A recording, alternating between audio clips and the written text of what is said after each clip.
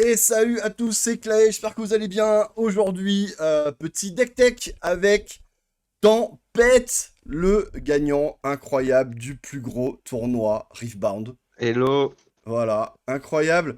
Alors, c'est marrant parce que si je dis pas de bêtises, tout le monde te connaît aussi pour Altered, bien sûr, mais t'avais jamais gagné de tournoi en live. Donc là, c'est la première Oui, fois. oui, exactement. C'est ce que j'ai dit dimanche en Ouais, finissant le tournoi.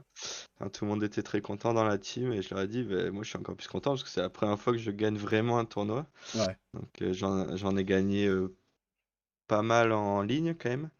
Mais en physique, à part des petits tournois, 32 joueurs ouais, ouais. maximum, on va dire, j'en ai jamais gagné de très très gros tournois, quoi. Donc ça fait plaisir parce que j'avais un petit peu ce blocage dans les tables, dans les derniers rounds où je stressais beaucoup. Et là, j'ai beaucoup moins stressé, j'étais très à l'aise, Ouais. très confiant avec mon deck et tout. Donc, On rappelle en ligne, t'as gagné beaucoup d'AWOL, t'as gagné des accused aussi, je mm, pense, certainement, t'as dû gagner de l'accused. Et on se ouais, souvient bien sûr, ta finale au WCQ où il y avait 1000 joueurs qui t'a permis de te qualifier au World, quoi. Donc là, c'était oui, clairement la plus belle perf, je suppose, celle. En plus, c'était incroyable parce que c'était filmé pendant Kadigir, t'étais sur le plateau, c'était incroyable, quoi. Vraiment, c'était cool. ouais. Je pense que là, au niveau du stress, je pouvais pas être plus que ça, quoi. Donc, ça m'a bien appris à gérer le stress. Bah, c'est cool. Bon, et du coup, alors bien sûr, on vient d'Altered, mais comme on l'a dit un petit peu partout sur notre Discord et dans d'autres vidéos que j'ai déjà faites, on va jouer à Riftbound. En tout cas, un certain nombre, une petite majorité, on va dire une vingtaine de joueurs sont un peu motivés dans la team pour jouer à Riftbound. Alors certains en mode un peu casu, on découvre le jeu, on regarde si ça nous plaît, hein, on est encore à cette étape-là Mm. concrètement pour certains. Et toi par contre, avec Pava, vous avez déjà fait beaucoup de petits tournois sur Paris, donc tu étais ultra chaud. Est-ce que tu peux nous dire un petit peu comment tu as découvert le jeu, comment tu en as entendu parler? Bon, ça, un petit peu tous pareil, on sait que c'est Riot, League of Legends, etc. Donc ça a été une tornade, on en a tous entendu parler pareil. Mais qu'est-ce qui t'a fait dire que je vais m'y mettre et on va enchaîner avec pourquoi tu as choisi Annie en fait. Donc, Oui. Ben moi, Rivemoon, ben, j'y suis allé un petit peu parce qu'il y a pas de tournoi, il y a plus trop de tournois physiques sur Alter, quoi. Donc, c'est un peu. Enfin, par défaut, moi j'adore faire des tournois physiques, j'en fais énormément ouais. avec Pava, donc on en fait tout le temps, toutes les semaines, on en fait au moins 3 minimum. Donc on a besoin de notre dose. Et les tournois physiques à terre, il y a beaucoup de boutiques qui ont arrêté, il y en a beaucoup moins qu'avant. Et il n'y a aucun gros tournoi sur cette 4. Donc voilà, donc on a décidé de tester un peu Riftbound. Au début, on était très réticents sur le gameplay, on pensait que c'était par rapport à Alter un peu trop simple. Mais au final, quand on a commencé à jouer à plus haut niveau, notamment à Paris, il y a quelques boutiques où le niveau est très très très élevé. Ouais. On a compris qu'il y avait beaucoup de skills quoi dans le jeu. Et du coup, ça nous a plu. Et de base, si on voulait tester un autre TCG que Alter, Riftbound, Arcane, et l'univers League en général, c'est un univers qui nous touche beaucoup. Arcane, c'est clairement ma série préférée. Ok. Et je connais beaucoup aussi l'univers Riot, donc ça me touche l'univers. Qu'est-ce que tu as joué un peu au début et alors je suppose qu'au début quand tu t'y mets, les échos qu'on a c'est Maître Yi et Kai'Sa. Oui, En gros, hein. oui, tout à fait. Donc au début, je joue Kai'Sa, Pava Joyi, on va Ouais. au petit tournoi avec Ok. ces deux decks. Il y a donc une personne à Atmos, notamment là, une grosse boutique à Paris, qui lui jouait Annie depuis vraiment le début du jeu, mais même avant que le jeu sorte en France, et qui avait déjà un très très bon niveau dessus et un très bon deck dessus. Et donc j'ai découvert le héros assez vite, avant même que le héros perf. Et donc moi j'ai commencé à jouer à peu près 2 semaines, on va dire, avant Houston. Donc un Ok. peu avant que Annie ait fait des grosses perfs. Ouais, c'est clairement J'ai Houston commencé qui a à jouer. révélé Annie comme Oui, sérieuse prétendant, comme troisième deck de la méta, et d'ailleurs même presque top 2 parce que cette, Maître Yi a clairement, oui, clairement disparu, quoi. J'ai l'impression que c'est du délire, hein. oui, pour moi c'est même top 1, Ok, ouais, bien clairement. sûr. Ok, ok. Donc, euh, donc après Houston, j'ai un peu changé ma liste en fonction du gagnant d'Houston. Donc on va voir que ma liste elle ressemble beaucoup à lui. En tout cas, il y a des choses qui Et changent pas entre les jeux, hein. Tu prends toujours le top héros oui, pour toi. Sur Alcor, t'as été le plus gros escroc. Tu te rappelles, hein. non, Tempête, ça a été je sais. Afanas jusqu'au nerf, et ensuite Trest, hein. Il n'y a pas eu de variance, t'inquiète pas. Ouais, après, je sais pas, on dirait que tout le temps, les meilleurs decks, je les aime bien, quoi. Ouais. Là, je sais pas si Comme par hasard, c'est incroyable. au C2, je sais pas si je vais jouer Draven. Là, on voit très bien que. Enfin, c'est annoncé comme Draven étant le deck Giga Broken du C2. On verra Ouais, les si premiers je vais le jouer. retours. Alors là, on fait cette On peut vidéo tester. du coup le Ouais, 7 on va janvier. C'est faire vrai que sur Annie. Ouais. les premiers retours qu'on a sont assez inquiétants d'ailleurs, hein, même parce que tous les tournois qui sont Ouais, joués là, il y a 80% de Draven qui gagnent, ça fait mal, hein. C'est assez dur là. ouais, ça me fait un peu peur, un peu trop peur, On verra, ouais. comparé au 7-1 où il y avait quand même plusieurs decks top méta. Là, j'ai l'impression que Draven, il est vraiment Va falloir trouver du counter, giga va falloir au-dessus, quoi. réussir à tricher, etc. Enfin, dans les règles du jeu, mais empêcher les combats, etc. Ouais, Bon, dis-nous un petit peu, on va parler un peu du deck. Alors, je vais ouais, vraiment te laisser plus parler parce que tu as beaucoup plus d'expérience que moi. Moi, je vais jouer avec vous là au mois de février. Vous allez me coacher, vous allez me remettre à niveau parce que en Thaïlande, j'ai pas l'occasion d'être aussi actif que vous. Bon, du coup, bon, ça, je pense que c'est ultra standard. Les runes, on va pas aller dessus. ouais, Les battlefields, est-ce que tu as quelque chose de particulier? ouais. On peut parler de Battlefield. Je pense que c'est assez important dans Annie. Du coup, on a 3 BF. Donc, on a vraiment dans Annie des BF qu'on a envie de jouer première game. Et ensuite des BF qu'on a envie de jouer en premier ou en deuxième joueur. Donc en premier BF, je vais souvent jouer Zone Warren. Ouais, Donc le premier qui fait discard 1 draw 1. C'est pour moi, actuellement, c'est le meilleur BF de Annie. C'est le BF qui va te permettre de cycler énormément ton deck et d'avoir plein de cartes dans ta trash pour pouvoir faire des combos vaille ouais. avec Rise of une Wind. puissance énorme. Donc c'est vraiment le BF. Il y a des fois, je jouais pendant le tournoi notamment contre des personnes et ils me disent, bah, de toute façon, game 1, si t'as ce BF et que tu pioches tes scrappy, bah, je peux pas gagner. Donc, Ok. vas-y, juste go next, quoi. C'est vraiment, il y en a, ils disent, c'est impossible de gagner quand t'as les scrappy plus ça. Et donc après, souvent, si je perds la 1 et que je passe deuxième joueur en 2, donc parce qu'on rappelle dans Riftbound, quasiment 99% des gens, ils choisissent de go first quand ils peuvent choisir qui commence. Donc si je suis deuxième joueur, je vais aller sur Dreaming Tree, euh, qui est sur Annie un très bon BF. On va expliquer un peu après avec les sorts de Annie. Et en premier joueur, je vais aller sur Arena Grid Test qui donne un point en plus, qui permet de rush les parties des fois en 5 minutes. Tu termines les parties, ça va hyper vite. Ouais. Tu commences avec un point en plus. Des fois, avec certaines cartes, tu peux scorer pendant le tour de l'adversaire ou tu peux scorer plus vite. Donc tu finis les parties hyper vite. Donc voilà un peu pour expliquer les BF. Après, en regardant les cartes, je vais expliquer un peu à quoi servent les Ouais, BF bah si allez, tu c'est veux. parti, on commence. Champion unit, bah de toute façon, t'as la même liste, hein, donc Bon, let's ça go. c'est la Annie, ça c'est, t'es quasiment obligé de jouer la violette, la rouge, elle sert pas trop pour le moment. Donc voilà. Donc ensuite, Attends, est-ce que je vois ton écran ou Non, pas? tu vois pas mon écran, mais c'est pas grave, Non, vas-y. ok, Là, j'ai le c'est même pas truc grave, que je toi. regarde en même temps. Ouais, ouais. On fait dans l'ordre, ouais, Ouais. dans l'ordre des cartes. Donc là, on a les petits sorts de Annie. Donc on a Stacked Deck. Stacked Deck, c'est une carte qui permet de regarder beaucoup ton deck. Elle est d'autant plus puissante dans Annie grâce au pouvoir de Annie, qui est donc à la fin du tour, tu ready 2 runes. Donc on n'en a pas parlé, c'est vrai. Mais du coup, comme c'est une action, tu vas pouvoir utiliser Stacked Deck pendant le tour de l'adversaire il va attaquer un BF. Du coup, ça fait que tu perds pas de mana à utiliser cette carte. Donc ça fait que tu cycles le deck sans perdre de mana. C'est vraiment avec Annie, c'est ultra puissant. Donc Oui, puis alors, Cleave, alors, alors, donc a- ouais. avec Annie, c'est ultra puissant, mais c'est une carte qui est jouée dans plein d'autres decks. C'est une très très bonne Oui, carte, c'est hein, une de toute carte façon, hein. qui est Oui, forte de base oui, oui. et d'autant plus avec Annie. Donc souvent à utiliser dans le tour de l'adversaire. Tu peux aussi l'utiliser à ton tour quand tu manques de cartes à jouer, mais tu vas préférer la garder dans le tour de l'adversaire pour la jouer gratos, quoi, en Ouais. utilisant ton mana que tu as d'étape. Donc voilà, Cleave, c'est un must-have 7-1 donc Standard, ouais, pour bien sûr. attaquer des battlefields. Gust, je l'ai quand une fois, j'en ai deux autres en side. Ça dépend vraiment des match-ups.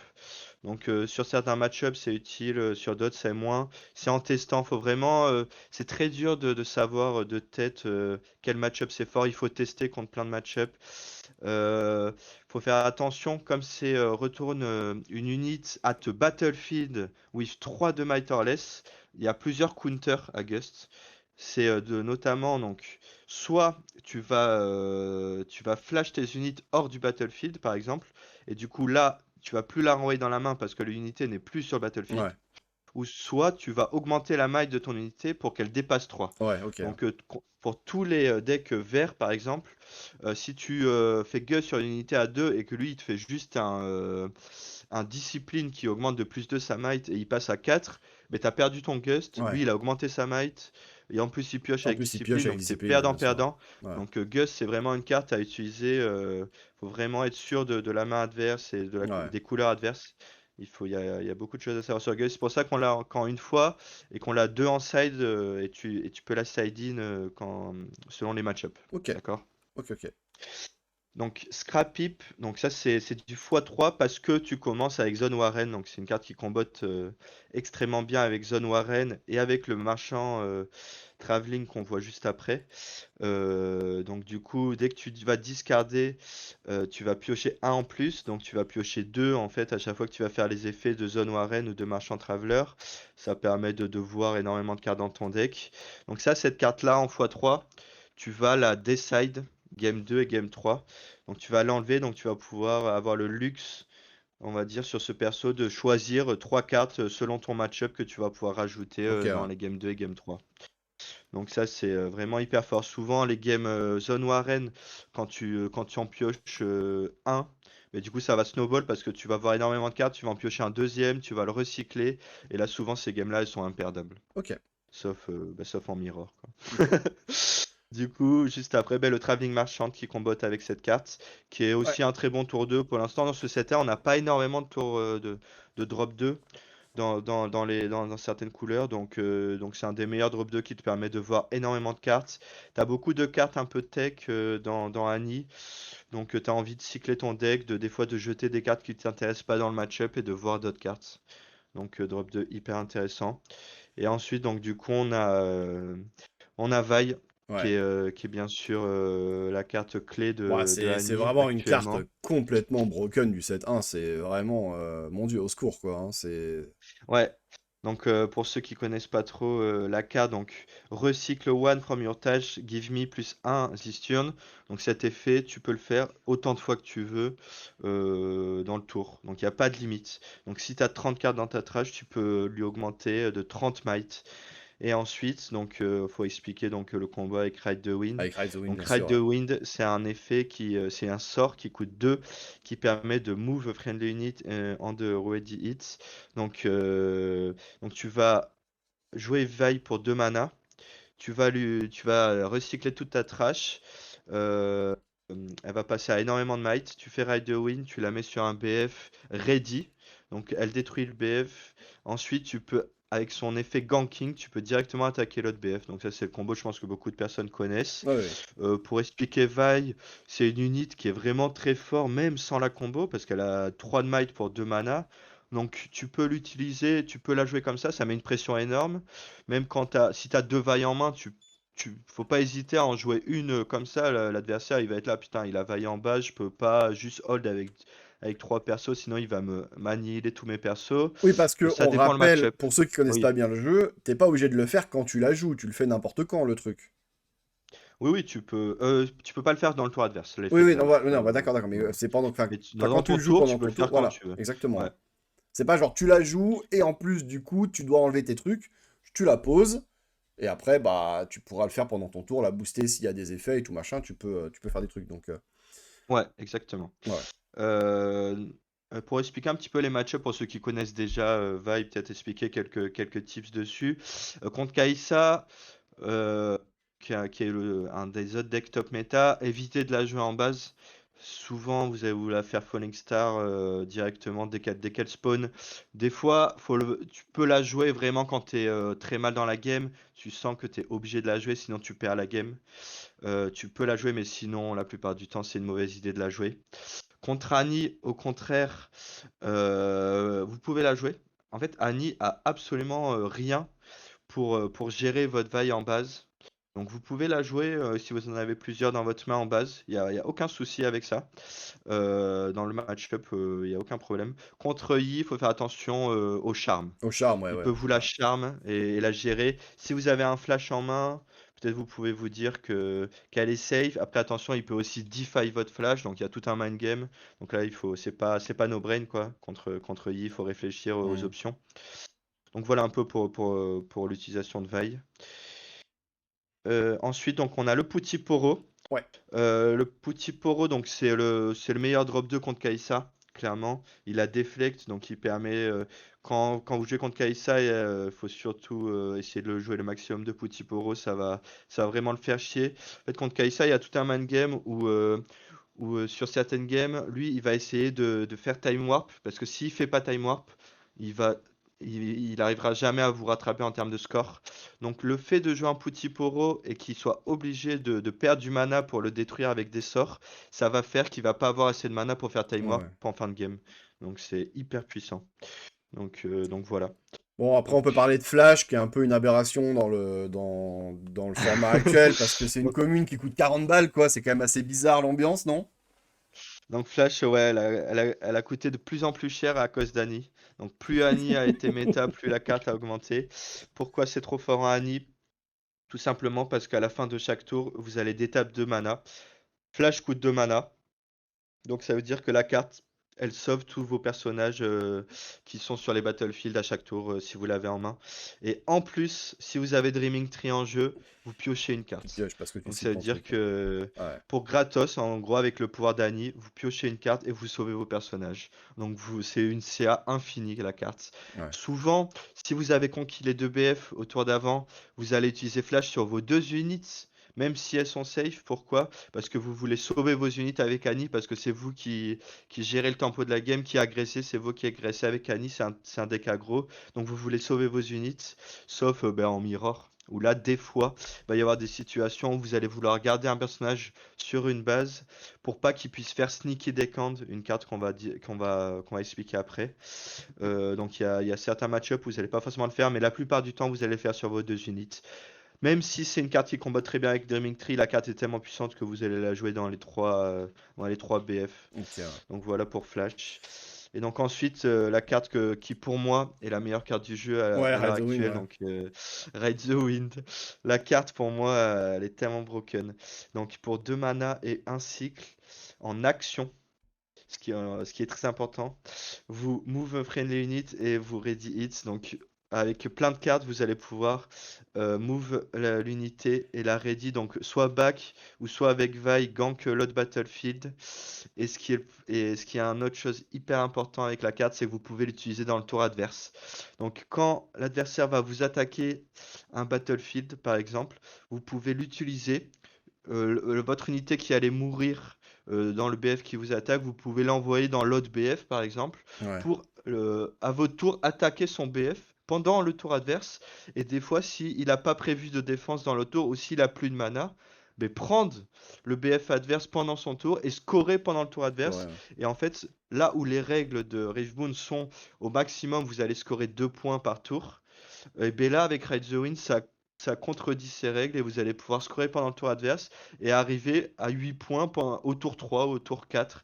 Donc, donc c'est une carte hyper puissante. Par exemple, je me souviens d'un move pendant le tournoi où mon adversaire choisit de jouer un Yordle à 3 mana pendant son tour. Ouais. Donc il passe à 2 mana en faisant ce move. Et ensuite, il m'attaque mon BF où j'avais Darius qui avait 5 de might.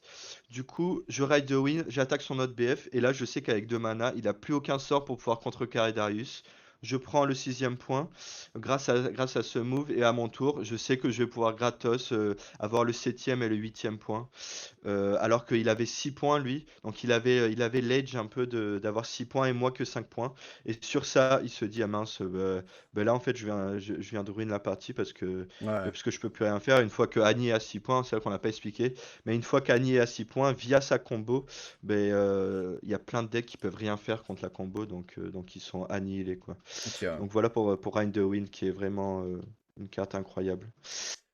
Euh, et ensuite, Fight or Flight en deux fois. J'en ai un en plus en side. Donc là, on va voir une carte qu'on peut rajouter en trois fois dans certains match-up. Donc là, qui est en hidden ou en action. Move an unit from battlefield to its base. Donc une carte qui va être autant utilisée sur tes créatures que sur les créatures adverses.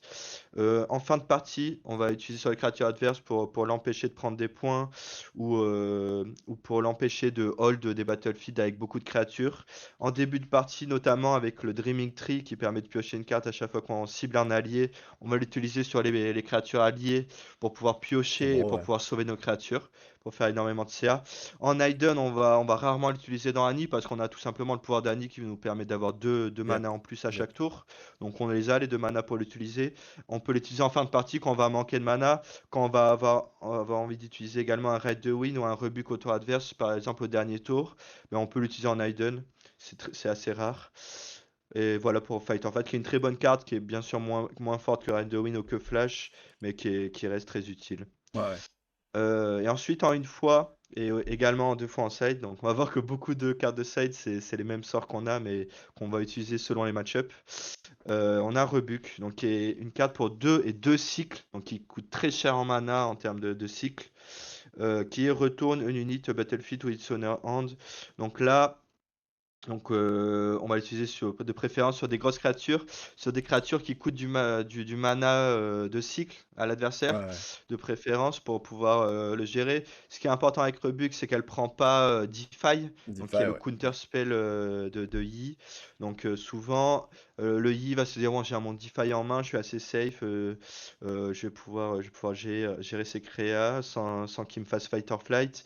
Et là, vous lui sortez un Rebuke, souvent il va être la merde. Ben, il a que Counter Spell pour le gérer, mais bon, Counter Spell, ça coûte cher aussi. En fait, ça lui coûte autant de ressources que ça vous coûte. Donc, Hmm. vu que Annie c'est un deck aggro, bah, s'il fait Counter Spell sur Rebug, ça vous dérange pas trop, en fait, sous la plupart du temps. Donc voilà, c'est une carte hyper puissante sur les grosses créas. Ça peut aussi servir contre Kai'Sa, parce que vous allez gérer son Thousand Tail ou son Darius, par exemple. Et ça peut aussi servir en mirror pour tout simplement gérer la combo Vi Ok. où vous allez pouvoir le garder en fin de game pour gérer vaille de la Annie adverse. Donc voilà pour Rebuke, carte que j'adore, Rebuke. Je l'utilise très souvent, je la side-in très souvent dans la game 2 et game 3, j'en mets une en plus ou voire deux en plus des fois dans certains match-up.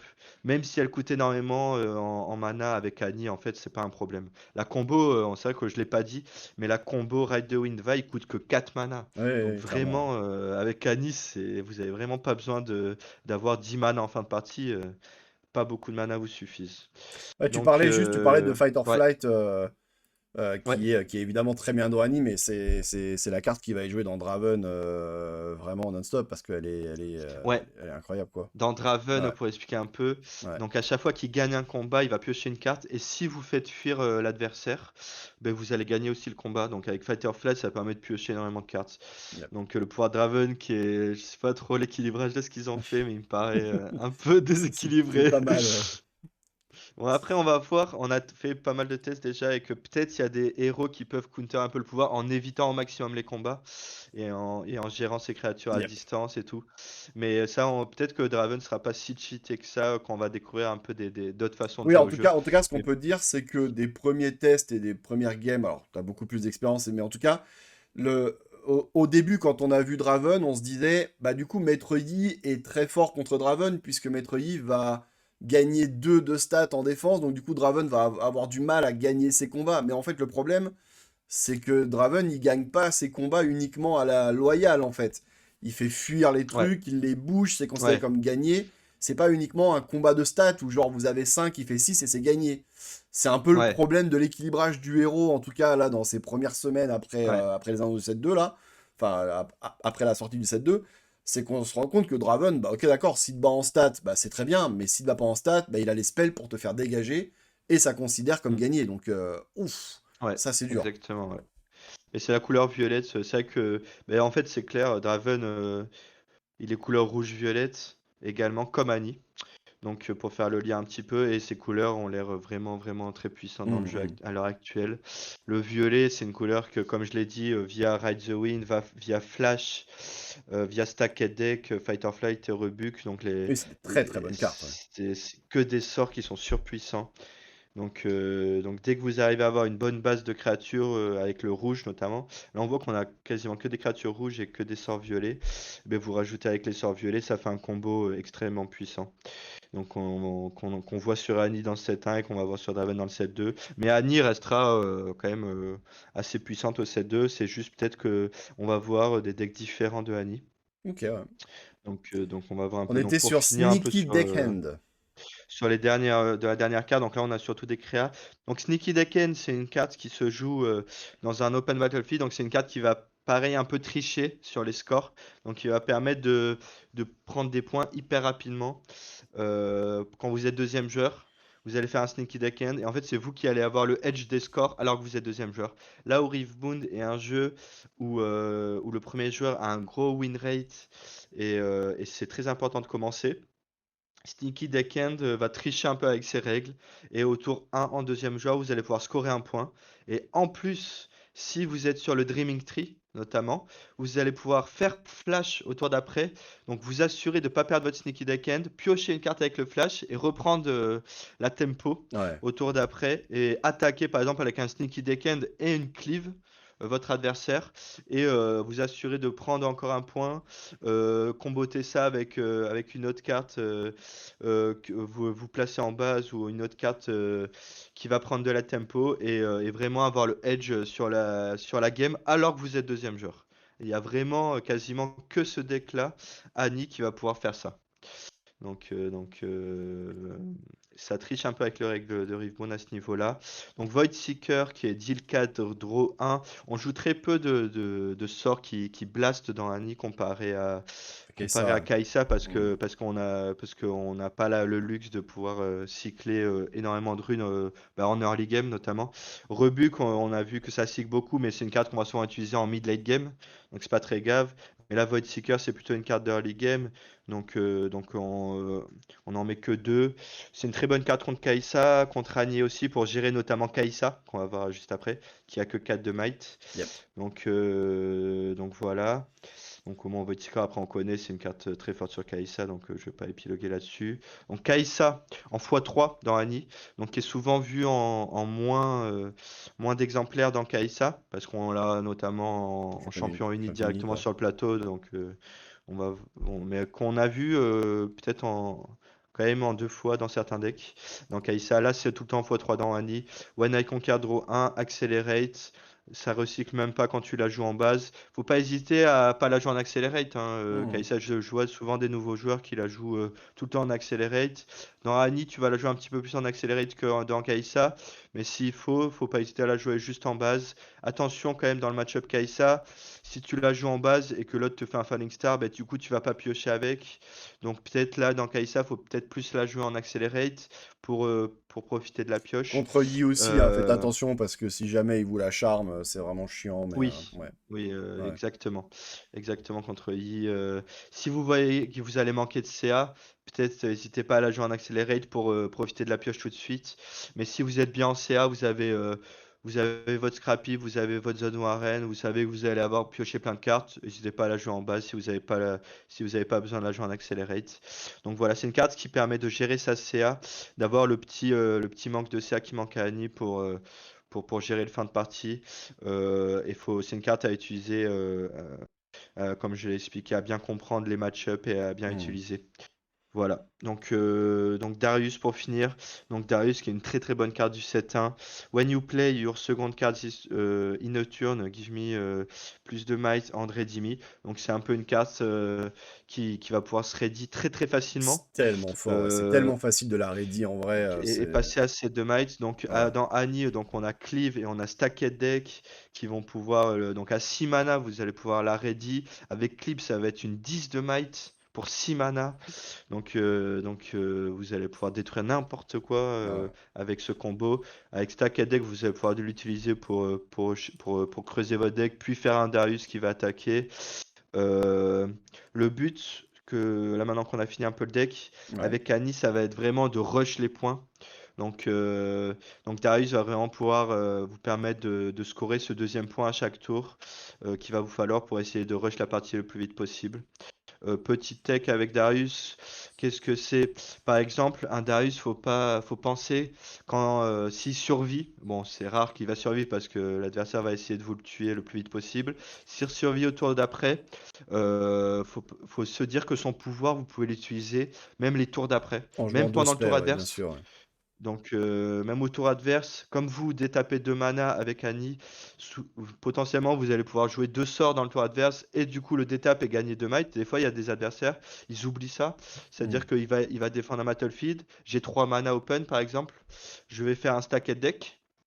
Ensuite, je vais faire un rebuke ou un fight or flight ou un raid de win pendant le tour adverse. Et là, mon Darius, il va se détape, il va gagner 2 might. Et là, l'adversaire, il va avoir oublié ce pouvoir. Il va dire, ah merde, ben là, j'ai pas prévu qu'il avait 7 de might. Et il va se faire. Vous pouvez même utiliser une cleave au tour adverse, même si vous attaquez pas. Ben, ça va permettre de gagner les 2 might de Darius. Donc, pas oublier ça, que son pouvoir il marche à chaque tour et c'est ça qui est un peu broken pour moi sur la carte, c'est qu'ils auraient dû mettre le tour où tu te joues quoi. À chaque tour là c'est n'importe quoi. À Ouais. chaque tour tu peux le ready et du coup attaquer et back, attaquer. S'il est déjà sur un BF tu peux back, faire deux actions puis attaquer l'autre BF à ton tour. Donc il y a plein d'options. Vu qu'on a fini un peu avec le Ouais, on est avec au le side. deck, je vais expliquer un peu. Vraiment en globalité, Ouais, ouais, vas-y, vas-y, t'en moi prie. à Nice c'est vraiment un deck que j'adore parce qu'il y a plein d'options ce que j'ai expliqué un petit peu avec Reign the Wind, il y a avec Darius, avec Kaisa, il y a plein de, de, de choix différents que tu peux faire avec les cartes, de plays différents que tu peux faire avec les cartes.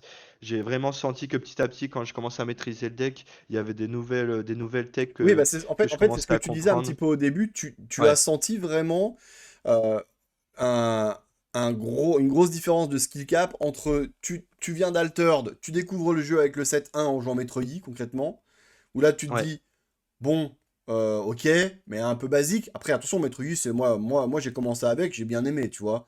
Mais après, tu te dis, oui, genre, on voit le 7-2 qui arrive, je joue un peu Annie, et là tu dis, waouh, ouais, bah attends, en fait, c'est une dinguerie, en fait. En fait, c'est vraiment chaud. En vrai, c'est ouais. vraiment. Bah, c'est intéressant, en vrai. Ouais, exactement. Et notamment, ce que je dis souvent, c'est quand tu commences à jouer au jeu, souvent tu vas holder TBF, tu vas un peu jouer une méta hold, et du coup tu vas préférer les champions comme Harry et Yi, qui sont très hold. Après, attention, notamment Harry, le perso, je pense, est très skillé quand tu commences à comprendre plus le perso, mais vraiment quand tu commences, c'est un perso que tu vas vraiment aimer.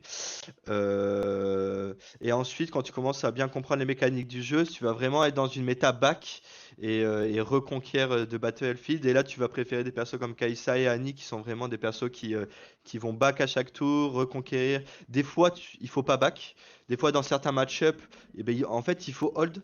Même si tu joues des persos back comme Annie et Kaisa, il y a vraiment, selon les match-up, il faut connaître tous les match-up ou vraiment connaître quel méta il faut avoir, le méta back ou la méta hold. Et ça, c'est vraiment intéressant sur le jeu quand tu commences à comprendre tous les match-up Mhm. des héros. Donc voilà. Et vraiment là, pour moi, c'est la carte Reign de Win. C'est vraiment la carte où il y a tellement de possibilités sur la carte que même des fois, moi-même, je suis là, merde. Est-ce que je dois faire Rain the Wind à ce moment-là? Ça se trouve, c'est bien. Des fois, c'est pas bien, hein. La carte est cheatée, mais des fois, tu vas l'utiliser. Et en fait, c'était pas une bonne idée de l'utiliser très tôt dans la game. Bon, quand tu l'utilises avec le combo, c'est toujours une bonne idée, et Ouais. ça, c'est clair. Mais je parle des situations pendant le tour adverse. Des fois, tu te dis c'est broken, mais des fois, ça va pas l'être. Donc, même moi, à l'heure actuelle, Après plein de games sur Annie, j'ai l'impression que je l'utilise mal Right the Win quoi. Donc il y a vraiment une possibilité, j'ai l'impression avec Annie d'aller vers un niveau. Il a un potentiel énorme, je trouve, le deck comparé à certains decks de Rivemoon.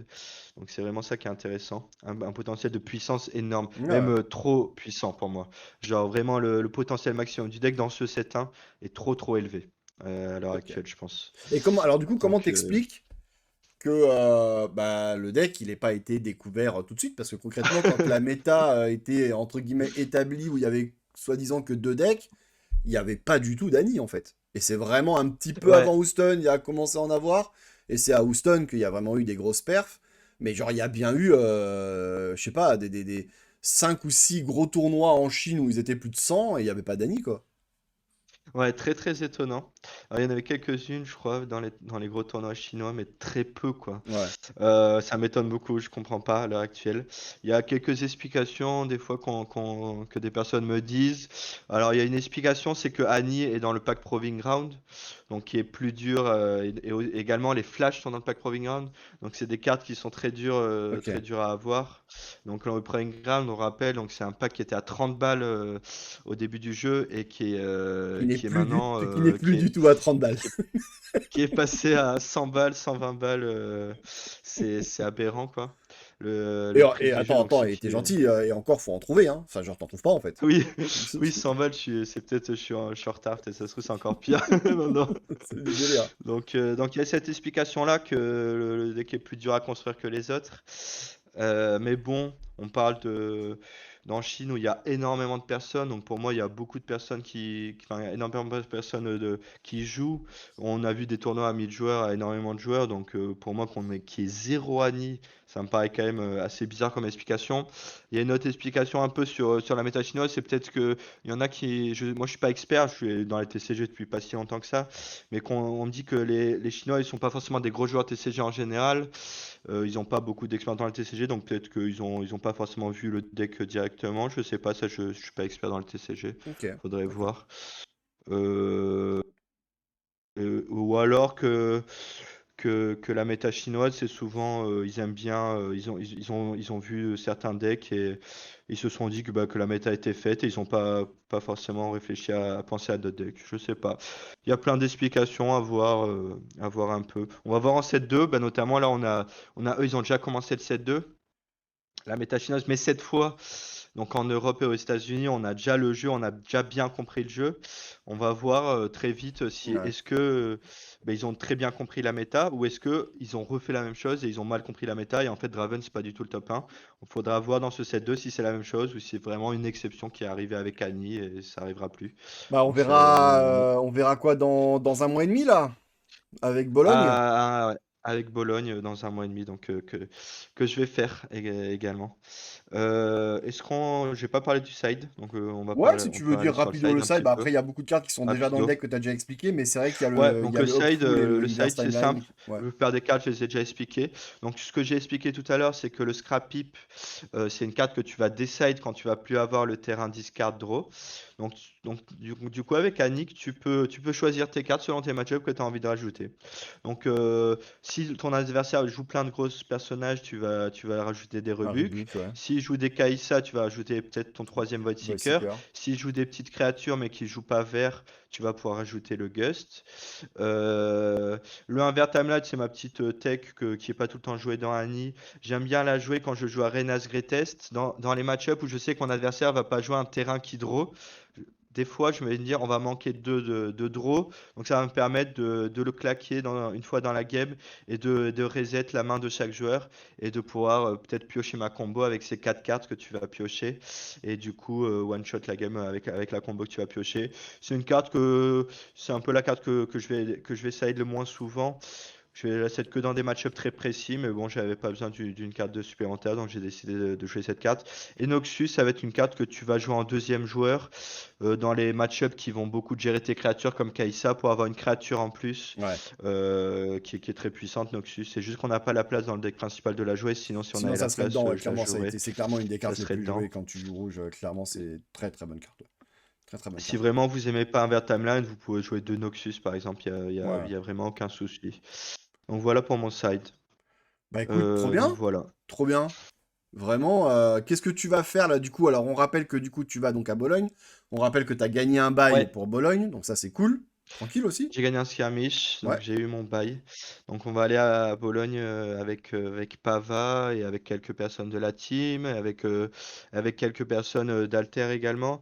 Ce qui est sympa, c'est que vu que dans Alter, il y a une communauté quand même très soudée, même à travers les teams, Oh bah il n'y a jamais eu le moindre problème à entre travers les des teams, teams bien au contraire, ouais, ça c'est concurrentes. clair. Donc là, on s'est fait un petit groupe de tous les joueurs d'Alter qui souhaitent aller à Bologne et du coup on travaille ensemble et pour essayer de représenter la communauté Alter sur Rivewood également. Et on aura même Donc Densha qui vient que pour nous suivre. Il aura son badge presse pour faire des ouais, photos, des vidéos, ça ah va ouais. être incroyable. Ça va être trop bien.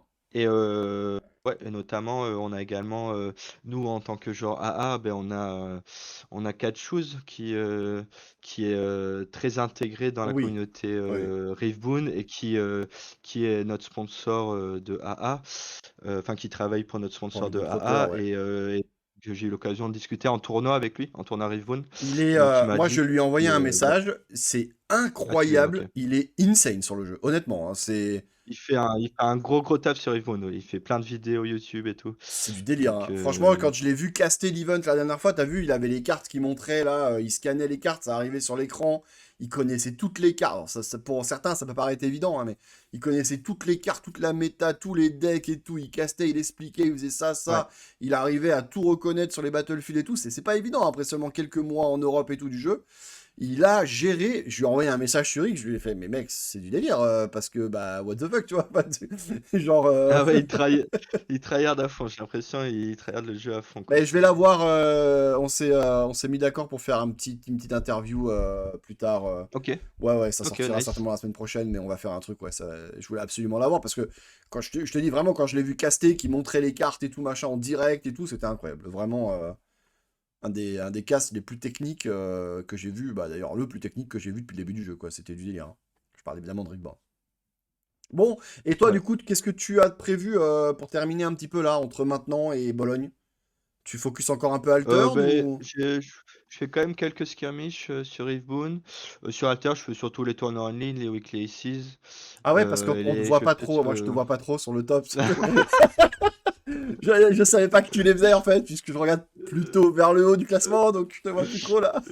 J'avoue que sur Alter, là, ouais, je joue moins au jeu, on va dire, pour me donner des excuses.